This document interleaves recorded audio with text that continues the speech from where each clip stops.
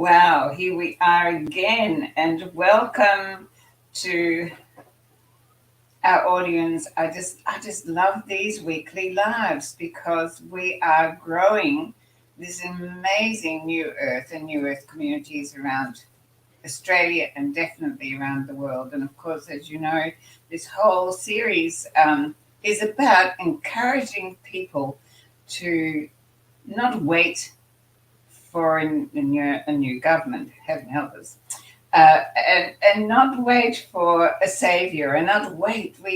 This is the time. Now is the time.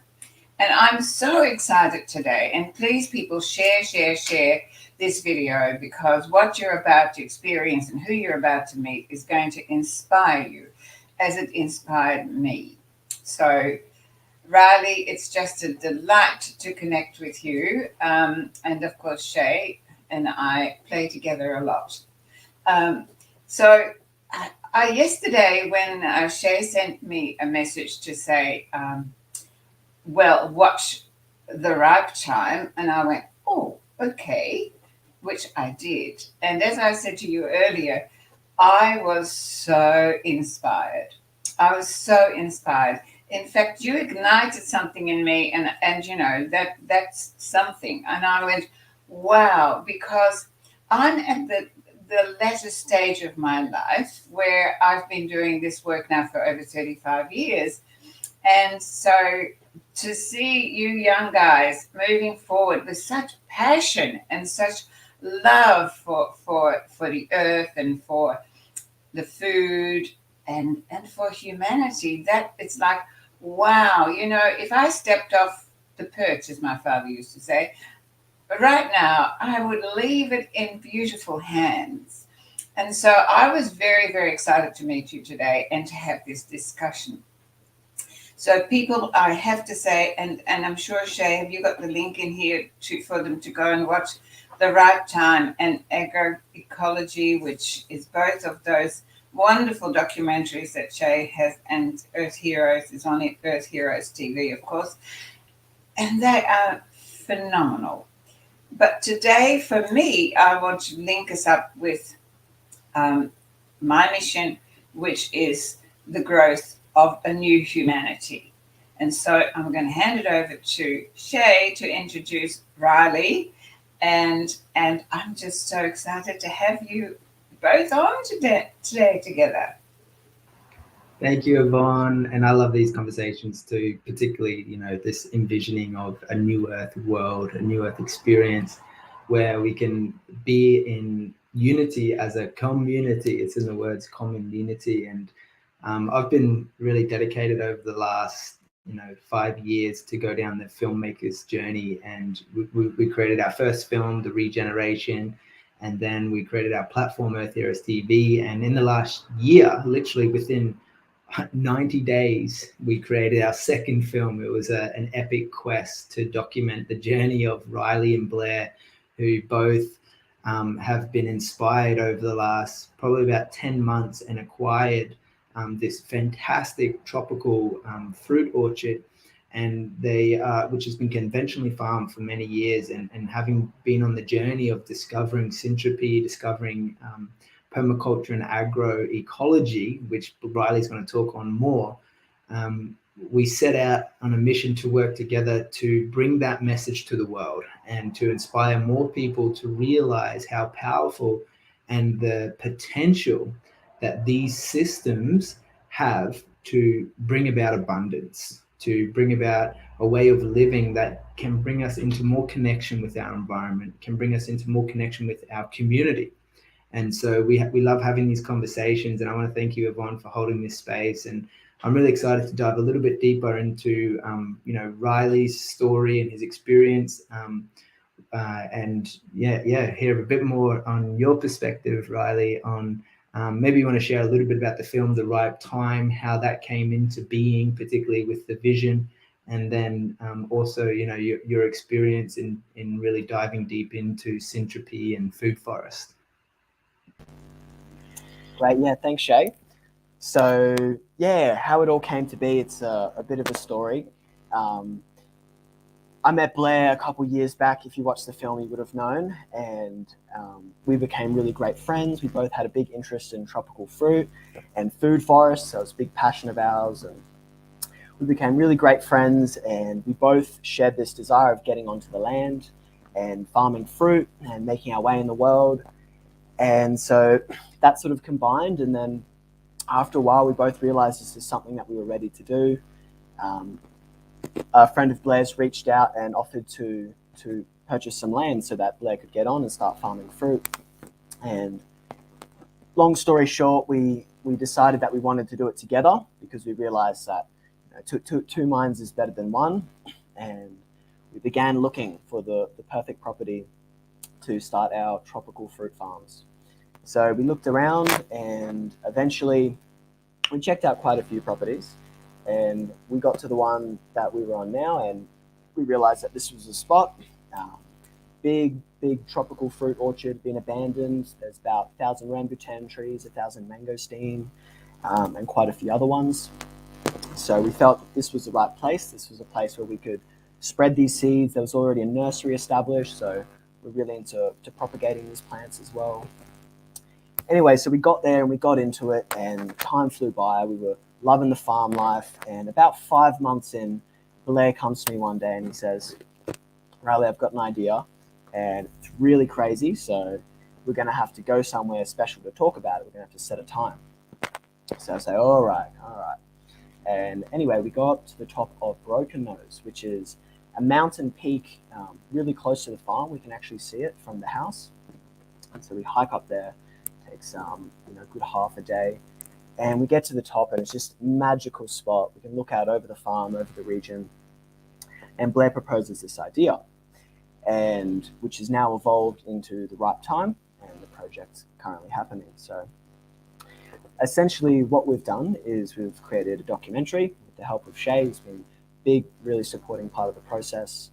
And we've created a documentary, a website, and plenty of content that basically with the intention of awakening people to the value of nature, living on the land, this region in particular, the tropical fruit industry, and how people can be empowered planting tropical fruit trees and have that help them get onto the land and to be happier and create a new earth. So that's really the message that has shone through. And during this period, we've also gone out and signed many contracts on properties throughout the region. So this has allowed us the right to on-sell these properties for a period of time. So we're actually seeking investors who like our vision and want to get into the industry and start communities, plant fruit trees. And to those people, we're very receptive. We want to help them. We've got people who are inspired and ready to do it. We've got the knowledge, we've got the plants, we've got the machines. Like, we can bring these systems to life. And what we really need now is people who believe in us and can buy into our vision to create this new earth. So obviously, if you're interested, head over to our website. There's plenty more information there, www.therightime.com.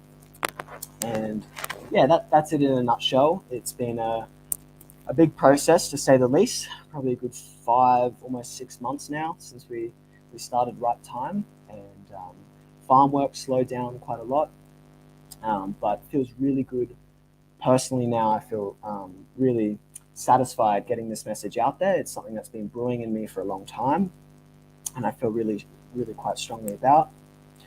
So yeah, I feel like everyone can benefit from food forests. So I've recently made a new video, as you guys know, called Agroecology, and that focuses on the art of agroecology, which is essentially blending nature's wisdom into our food producing systems. Because currently what we have is agriculture being very separate from our living spaces. We live in cities and towns densely planned together, rather than spread out over the land, which is how we've evolved. So agroecology is about blending this wisdom, working with nature so that it's actually easier for us. The land's much more productive, it's much more fertile, and everyone benefits from it. So really passionate about this. Still early days, and yeah, I intend to continue learning and sharing the message.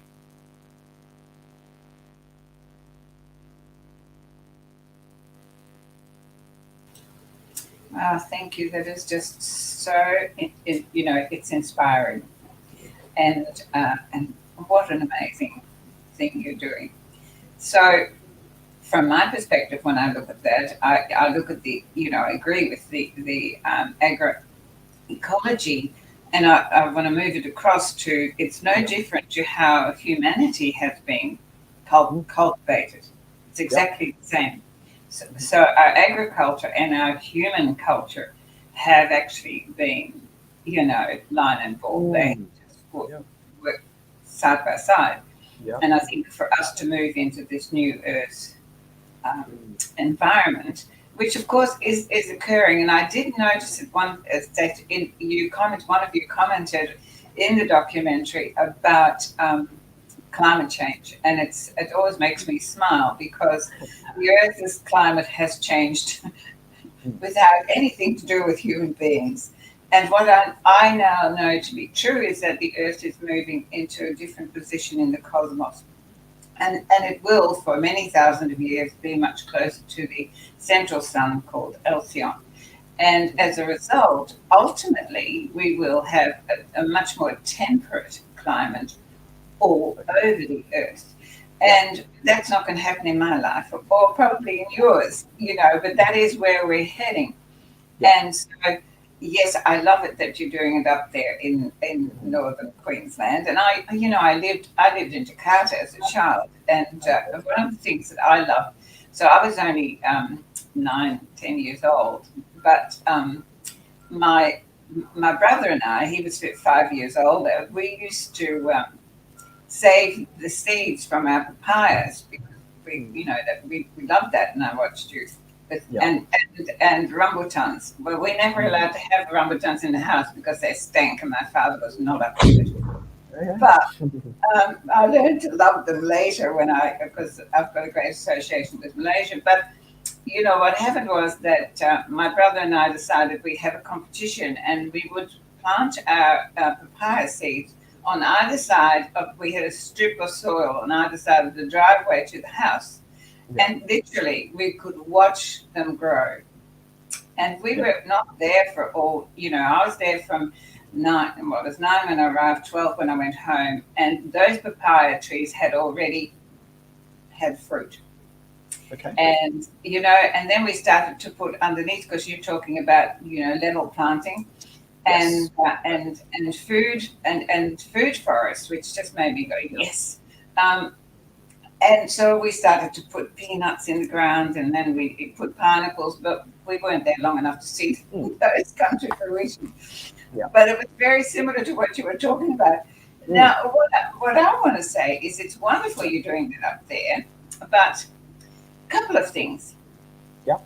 I'm in Melbourne, okay, and so you can do it down there. Absolutely. We have our eyes on a property, and we've got the community that I'm building. Within that, we have people who are very, very talented in agroforestry, in bush tucker, and all of those things. And so when we do acquire the land, which of course does require funding from someone who's got the heart and the but the fact is that the first thing that we intend to do is to reforest the area, although it is already still forested, but we want to get it back to its its forestation and indigenous forestation, and then definitely go into this this food forest, which is the multi-layering, and grow our own food. Now, where I want to go, just before you start, is how this now relates to people, because, we've talked a lot about, I see us as the seed tree of humanity, and you talk about we must come back to nature in food. I talk about we must come back to nature in humans. We must come back to human nature, and we've got to stop talking about nature as being separate from us. Because the syntropy that you're talking about has to come from us. We need to live in alignment with what we are, which is nature. So Totally. Everything you're talking about, we can translate into how we're going to live in this new environment, in this higher state of consciousness. And what you're doing is just an example of what's possible, not just for planting trees. And of course, we all know without a tree, we have no air. So, but also for how we plant our younglings, how we, how we grow. And I just love that. And I keep bringing it together that we've forgotten our human nature. And so I'm so grateful to you because what you're saying that you're doing up there, we can do down here, and we can do anywhere in the world. Anywhere. And it's being out in nature and growing this food that you actually connect with nature more and then your own nature. So very healing experience, whatever way you look at it. And yeah, I'm glad that you bring that up because there are actually many parallels we share between plants, and we are much more similar than we choose to believe we are with them. So, they need water, air, shelter, food, company, just like humans, right? 5 essential needs. So when we realize that, we can become better caretakers of the plants we love, and we can learn to read their signals and work with them. And as I talk about in the videos, this goes well beyond merely growing food. The food aspect of it will have a big impact from within, and it'll affect our consciousness, of course. But yeah, it's really about returning back to nature in its broadest sense. So that means community as well, and how we relate to ourselves and other things we do with our lives, our passions. So really, the reason I made the term agroecology is because I don't want it to be limited. People think, oh, it's just farming, growing food. No, this is more of a lifestyle, a way of living in harmony with nature. So it draws upon a lot of philosophies from permaculture that's more broader and looks at things like community and building shelters and tiny homes and all that sort of stuff, down to how we relate to ourselves and how relating to plants will help us relate to ourselves better. So, and how we relate with each other, because what I really loved, and I think I can't remember which one of the documentaries it was, where you brought in all the community to help you, to do the planting, you did it together. And this is really where my passion lies, is that we have been isolated and separated far too long, and we need to come together as a community. And the more that we grow together, grow our food together, grow our people together, the greater that we will have the power to move into this higher state of consciousness, which will move us within, quite easily out of the matrix. A lot of people are putting a lot of energy about having to fix things. I'm not about fixing things. I'm just about moving beyond things and taking us into a different place. And what you're doing is such a great example of that. You didn't wait for someone to give you permission. Your passion drove you, and you did what is unimaginable to people. Really, I do encourage you guys to, whoever is watching this, and share these documentaries, because they are so inspiring to see where 2 young guys get their heads together after they get their heads cleared and start to do miraculous things. But you know what I love about that is that when you follow your passion, what you came here to do on this planet, what you were incarnated for, when you get tuned into your vibrational signature that is unique and you follow that, things just happen. It's synchronicity in action, and it's so beautiful. And that is what I loved about watching you guys go. And I'm going, anyone who has a passion, anyone who tunes into this signature within themselves, whatever it may be, when you follow it, the steps are laid out in front of you. And this is really why I'm saying, what am I doing with these 2 beautiful young men? Because the steps have brought you to me and me to you. And I do feel that there is still some old wisdom that I can share with you. And I think, to see this energy that you both radiate with what you do and your passions, that is just such an amazing example, and it's a way showing of this is how you step out of the matrix. This is where you go beyond. And I know at one stage you and Blair were walking in amongst nothing and saying, well, I don't know about the rest of the world, but none of it has affected us, you know. And I went, yay. And you know what? I live in the middle of the city. Well, not quite. I've got the sea on one side.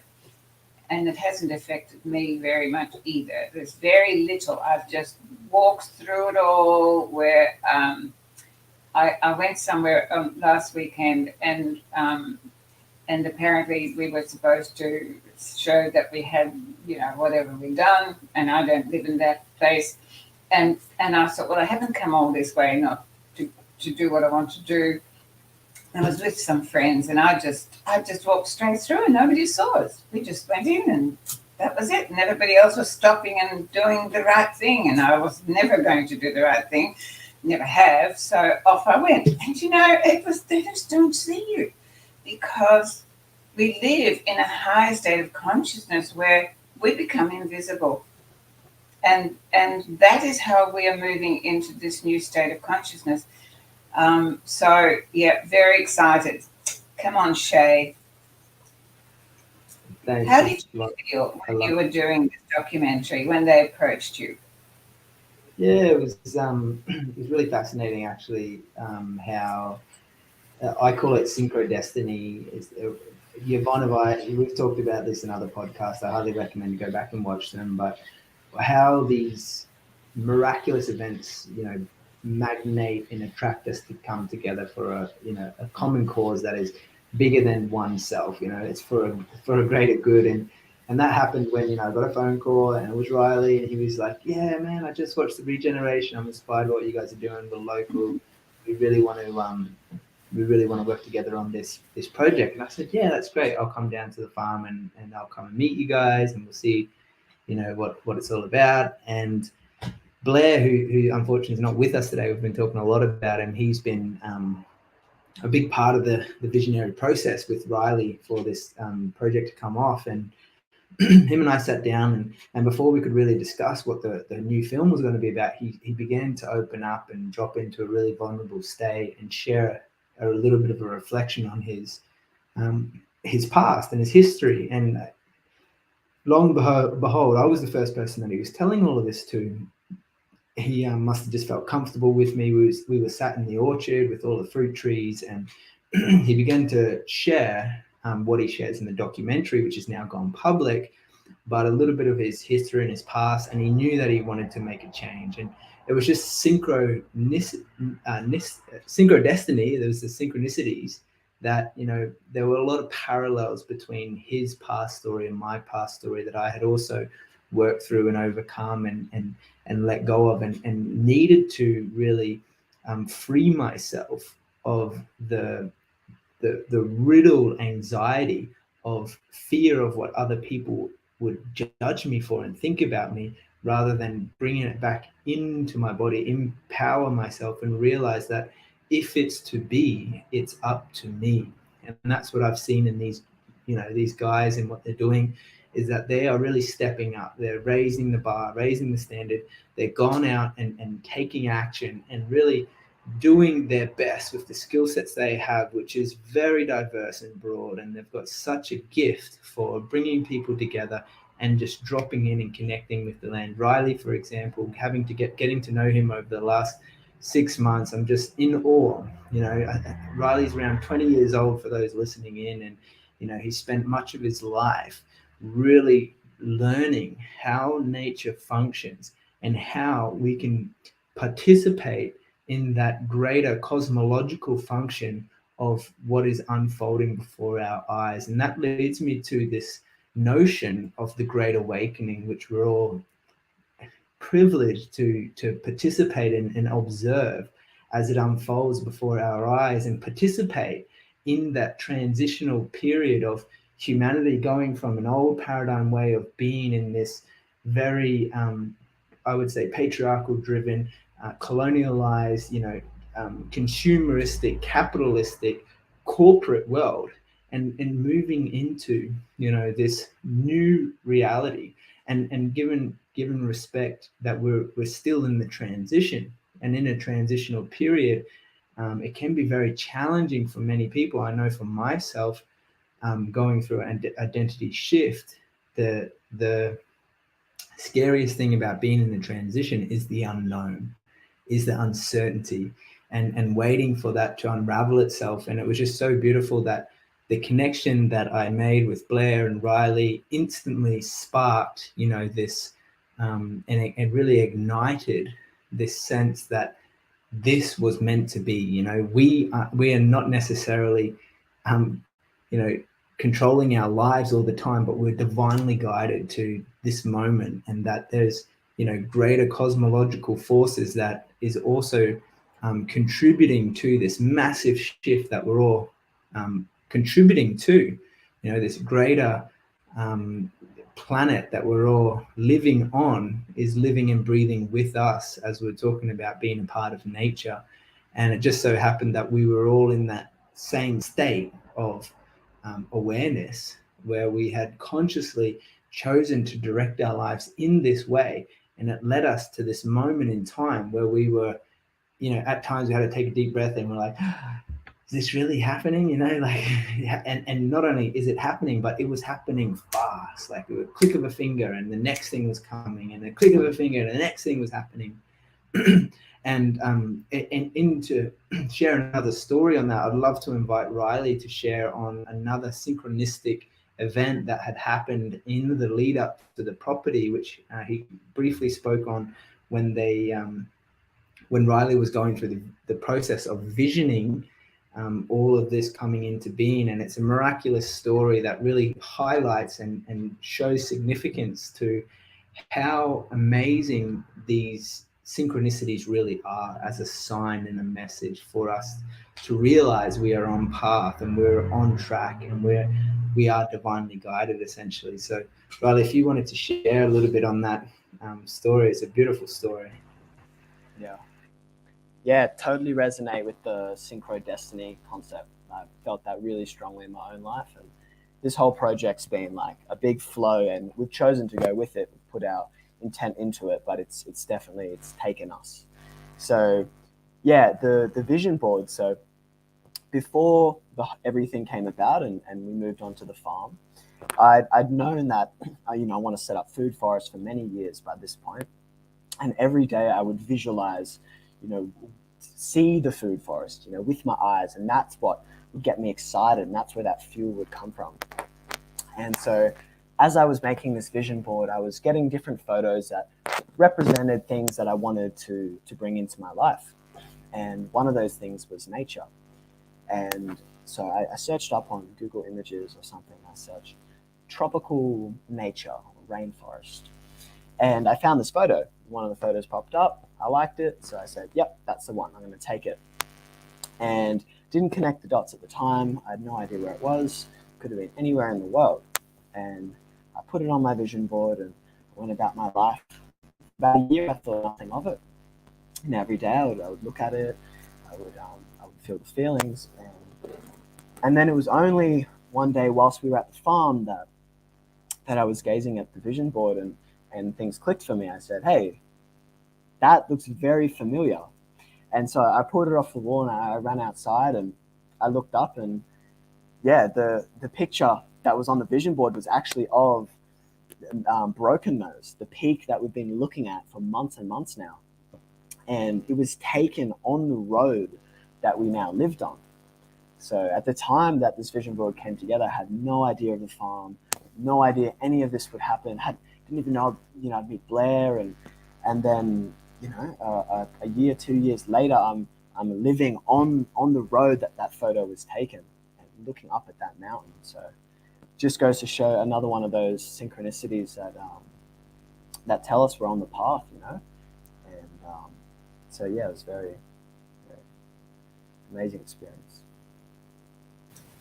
That's so beautiful, because I have been running vision board workshops for years, usually on the 1st of January. I didn't this this year, but and it's amazing how these things come to fruition, and it is just so beautiful. I love that word synchrodestiny.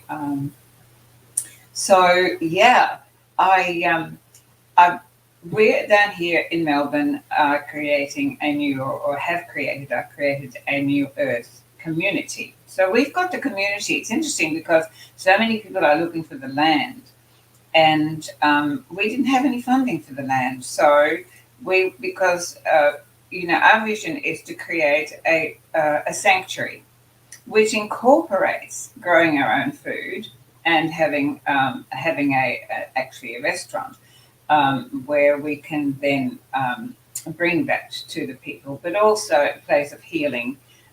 In the new earth, a lot of the healing is going to change. Our bodies are changing as we speak. And what I love about you, Riley, is that being only 20, you have not actually been.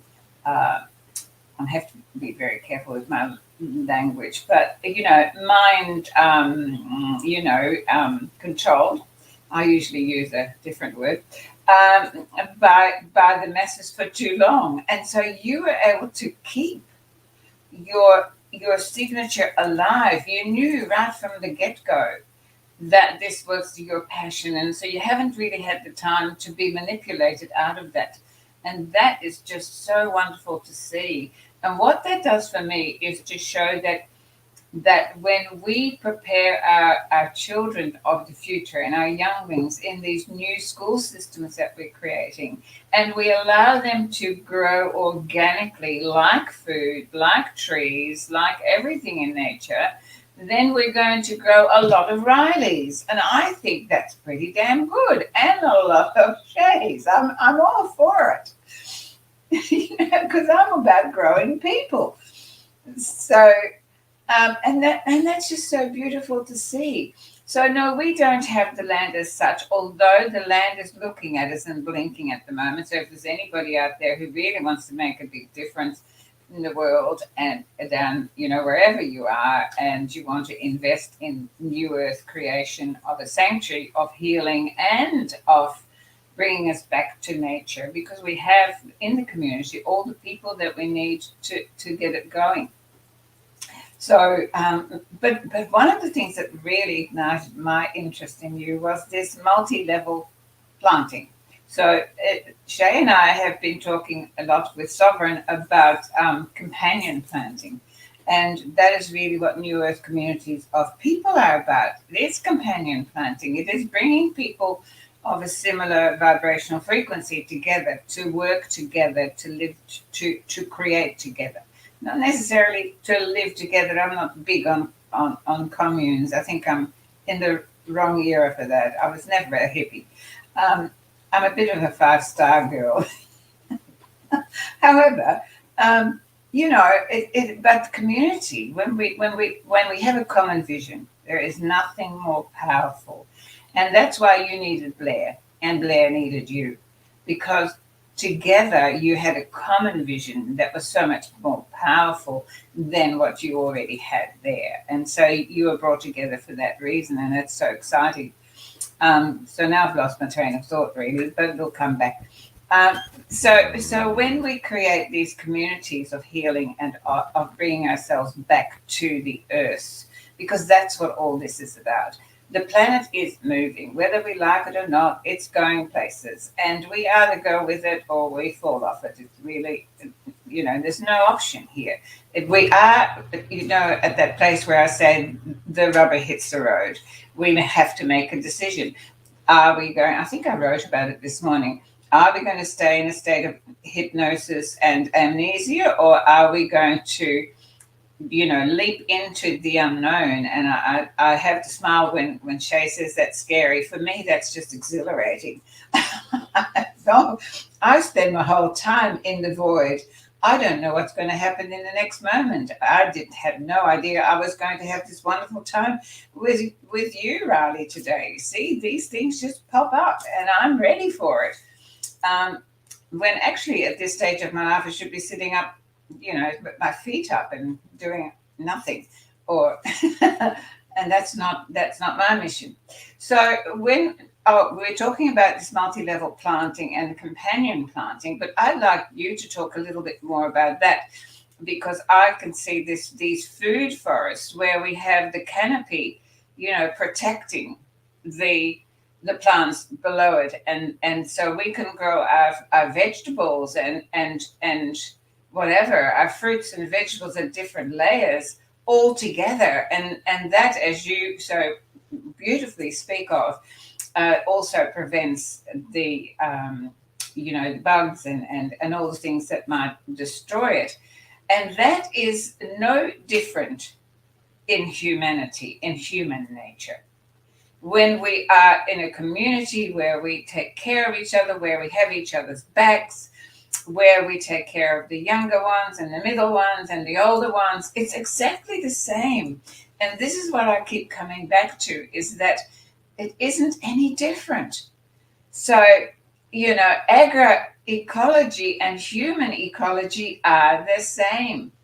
And we've both been messed about with, and we've both been genetically modified, and we've both had the life sucked out of us. No different. And so that's what I want to bring this emphasis on. It's no different. We are all having to do this together with Mother Earth. Yeah? So one of the reasons we named the project The Ripe Time is because we genuinely believe that it is the ripe time to follow our highest excitement. So coming back to the topic before of synchrodestiny, I feel like within all of us, we do have, in our hearts, there's a yearning, there's excitement, there's passion. And, most of us are maybe a bit numbed out to that or distracted from it and haven't chosen to pursue it because of the fear and because of the mental conditioning, as you've spoken about before, which, don't worry, I've got plenty of it, but I've been doing the unlearning and following my heart again. So, but yeah, as you mentioned, the stratas, I call them. So that's the different requirements for sunlight that plants need. And really, it's a very obvious principle of nature. If you've ever looked in a forest, you'll notice there are multiple levels of trees. There are plants down at the forest floor. So they clearly don't want full sunlight for all of them. However, in our agricultural systems, almost everything gets full sunlight. It's a monoculture. Now, plants are like humans. They wouldn't like that. If I were to strap someone out in the field all day, they would get sunburnt. Humans are medium strata beings. We're not meant to get full sun all the time. So when we apply this principle, it's exactly as you said. There's relationships that happen between these plants that our minds don't always understand. They can't always grasp, but we know they're there because we see the health when the system works together. And I like the analogy of, the trees above them being the elders of society, and them casting the shade and creating the environment for the young ones to come up. And then as their time comes, there's this transition, this natural succession that happens. And I definitely feel that, plants, they're meant to be together. And this is part of the wisdom that we can bring into food producing. Thanks for sharing that, Ra. That's so awesome, man. Yeah, it's quite exciting because, this vision for the new earth, living, lifestyle, being, it's this interconnected, natural phenomenon that we've unfortunately, to our detriment, been disconnected from our societal framework. And moving forward, really excited and had a great conversation with one of my dear friends who has a significant amount of capital and is looking to invest in this kind of this opportunity to give back and be of service and meet that need of contribution in a big way. And I'm really excited. We're going to invite her on to this conversation in a couple of Thursdays' time when she's free.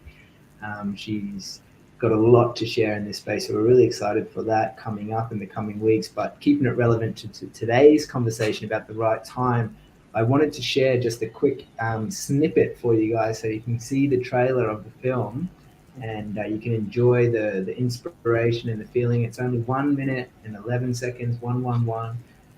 It's really quite inspiring little film. I'll bring it up on the share screen so you guys can enjoy it as well. But then from there, maybe Yvonne will love to close it out with us, and hope you guys enjoy this little trailer so you can get a little snippet as into what the film's all about, and how how you can also potentially plug into this beautiful way of being. I just gonna have to find it again, unfortunately, because otherwise it wouldn't play the audio. So I'm just gonna pull it up one more time. Here it is. Window screener. Oh, we lost it. But it's a great film. There it is. I'm just finding it now for you. Apologies for the short delay. There it is. Share the audio. The Right Time, full documentary. We're going onto there. This is on YouTube, guys, so it is available for free. The documentary's there, and here's the trailer. I hope you guys enjoy this little world, our short little lives were meek. Alone in nature, a purpose we would seek. We were at total peace, except for one thing. A nagging in our hearts, a deep soul sting. It was a state of the world that we could not bear.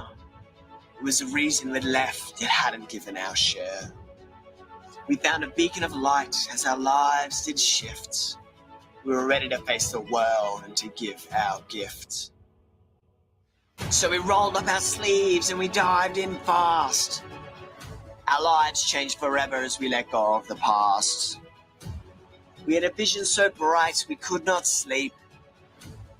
We summoned our all and we dug real deep. The potential for paradise we aimed to ignite. An idea so crazy but work it just might. The time was ripe and so we pounced. Then finally the day came to announce.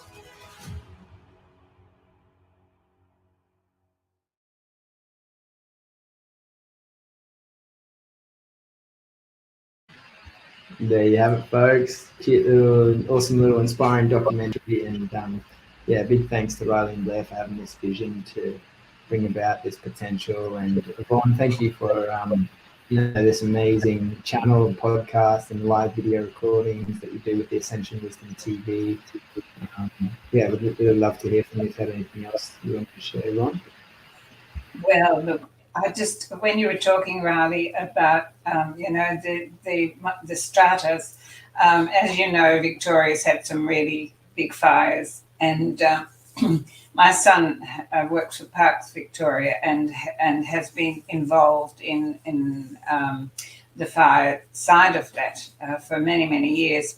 And I remember when the big fires destroyed Marysville, which was a place that I absolutely loved.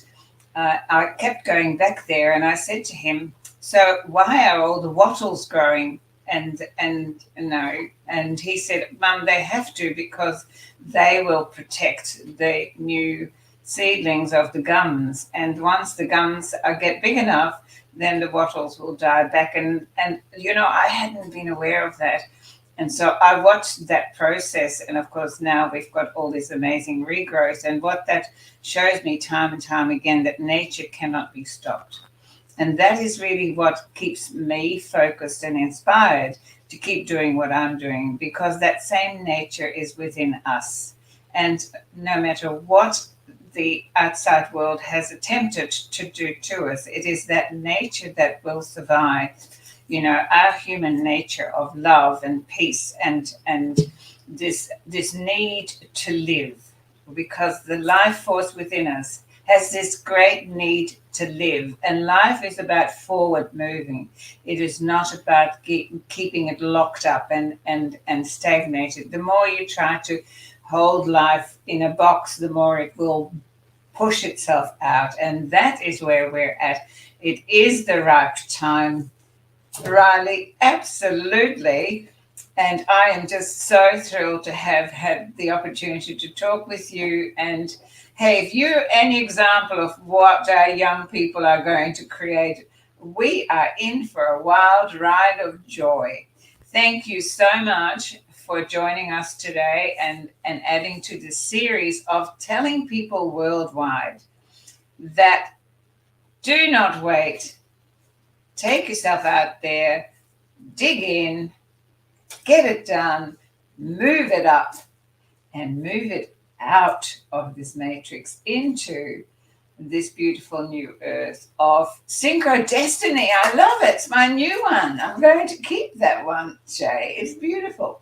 So thank you, Riley, and I wish you all the fortune in the world. And who knows, we will one day connect again. So thank you so much. Thanks, Yvonne. Really appreciate it. See you next time, guys. See ya. See you next week. Ciao.